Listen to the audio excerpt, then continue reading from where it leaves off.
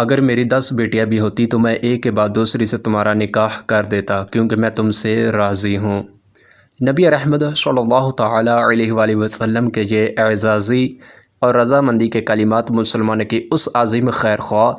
ہمدرد اور غم گسار ہستی کے لیے ہے جسے خلیفہ ثالث یعنی تیسرے خلیفہ امیر المؤمنین حضرت سیدنا عثمان غنی رضی اللہ تعالیٰ عنہ کے نام سے جانا جاتا ہے۔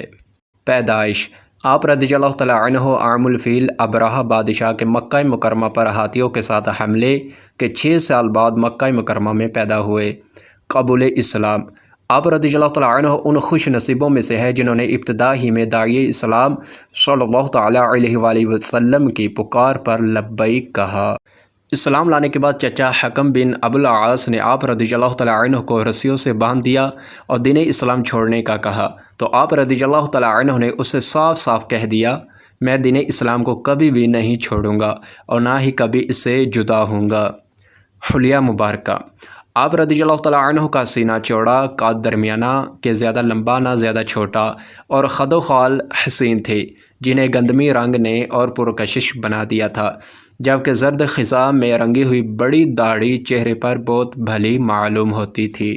القاب: آپ رضی اللہ تعالیٰ عنہ نے رحمت عالم صلی اللہ تعالیٰ علیہ وآلہ وسلم کی 2 شہزادیوں رضی اللہ تعالیٰ عنہما سے یکے بعد دیگرے نکاح کر کے ذو النورین یعنی 2 نور والے کا لقب پایا۔ اعزازات: حضرت سیدنا لوط علیہ السلام کے بعد آپ رضی اللہ تعالیٰ عنہ سب سے پہلی ہستی ہیں جنہوں نے رضائے الہی کی خاطر اپنے اہل خانہ کے ساتھ ہجرت فرمائی، اور ہجرت بھی ایک نہیں بلکہ 2 دفعہ کی، ایک مرتبہ حبشہ کی طرف تو دوسری بار مدینے کی جانب۔ جامع القرآن: